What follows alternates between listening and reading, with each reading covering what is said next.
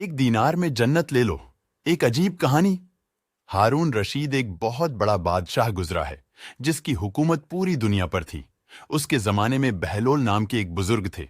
वो अल्लाह के बहुत बड़े वली थे, इसीलिए हारून रशीद उनका बहुत एहतराम किया करता था। हारून रशीद की बीवी, जिनका नाम जुबैदा था, वो बहुत ही नेक औरत थीं। 24 घंटे कुरान की तिलावत।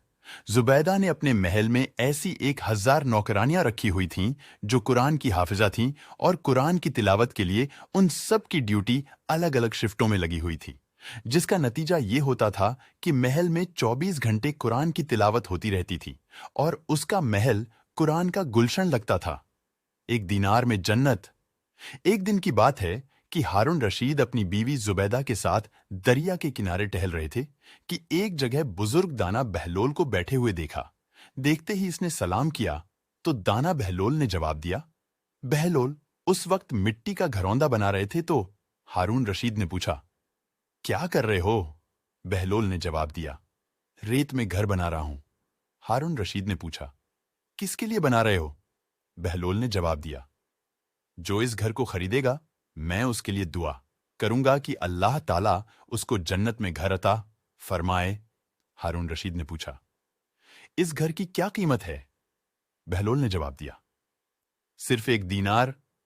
हारून रशीद ने सोचा, ये एक दीवाना है, जाने क्या बड़बड़ा रहा है, इसीलिए इस बात पर ध्यान नहीं दिया और वो आगे बढ़ गया।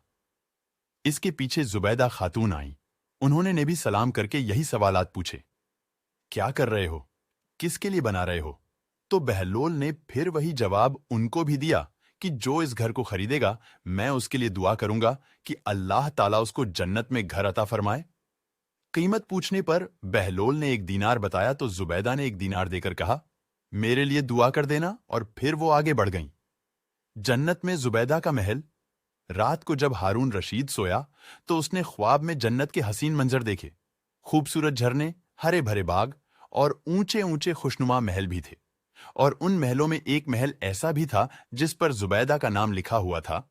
हारून रशीद ने सोचा कि मैं देखूं तो सही मेरी बीवी का घर कैसा है, लेकिन इससे पहले कि महल में दाखिल होता, महल के एक चौकीदार ने उसे रोक लिया। हारून रशीद ने कहा, इस महल पर मेरी बीवी का नाम लिखा है, ये मेरी बीवी का है, इसीलिए मुझे अंदर जाना है। चौकीदार ने कहा, नहीं, यहां का कानून अलग है। यहां जिसका नाम होता है उसी को अंदर जाने की इजाजत होती है, इसके अलावा किसी और को नहीं।